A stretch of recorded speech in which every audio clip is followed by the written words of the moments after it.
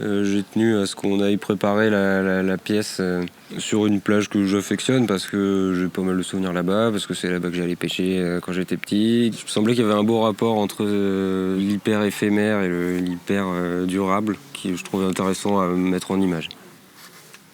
Donc je m'appelle Matt Velvet. J'ai commencé la peinture par le biais du graffiti. À la toute base, il y a eu un livre qui s'appelait Capital, qui expliquait un petit peu comment fonctionnait le milieu, qui expliquait les systèmes de crew, l'acidification des initiales. Et là, à ce moment-là, j'ai compris qu'il y avait tout un univers derrière ça.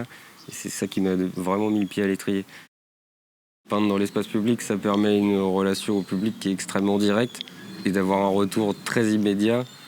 Ça permet aussi toujours des anecdotes, des rencontres, des choses qui ne se passeraient pas avec un travail d'atelier. Il n'y a pas très longtemps, je peignais une petite pièce à Bordeaux complètement spontanée. Et c'est vrai que la dame est descendue un peu énervée de ça. Et bon, alors, je lui ai dit j'allais faire une peinture, que c'était sympa, que c'était pas agressif et tout ça. Mais elle m'a rétorqué qu'il y en avait assez de la dictature du street art. C'est une position que je peux tout à fait entendre. Mais bon, parfois, c'est le jeu, quoi.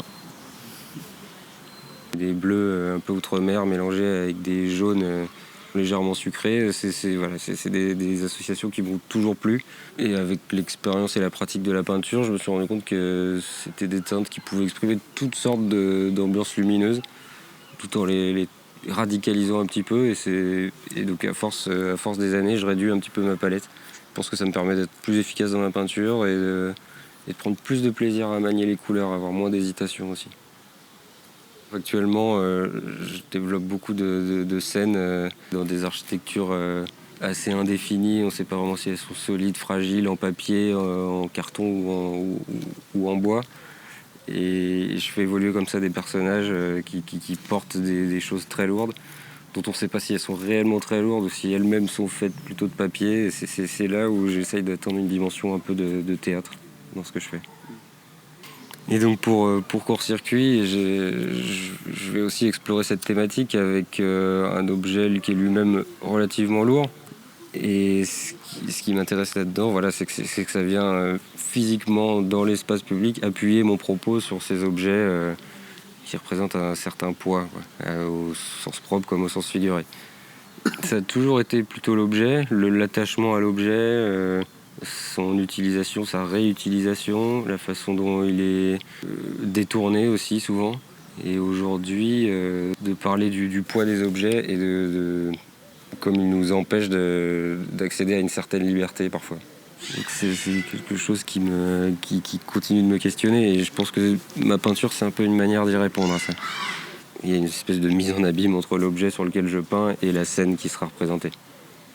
C'est un peu comme si la personne qui transportait cette œuvre elle-même était en train de s'échapper en emportant un petit morceau de la scène qui est représenté sur l'objet. Là, depuis le début de l'année, la thématique du vol m'intéresse particulièrement. Je trouve qu'elle est révélatrice de plein de comportements humains qui m'intéressent. Et sûrement aussi qui rejoint une fascination que j'ai toujours un peu eue pour les voyous, des choses comme ça. Quand j'étais petit, je dessinais que des choses comme ça. Je prends plaisir à retraiter ces thématiques-là. Le fait que les œuvres soient prêtées ou données ou cédées gratuitement à vie à une personne, c'est quelque chose qui m'a vraiment séduit.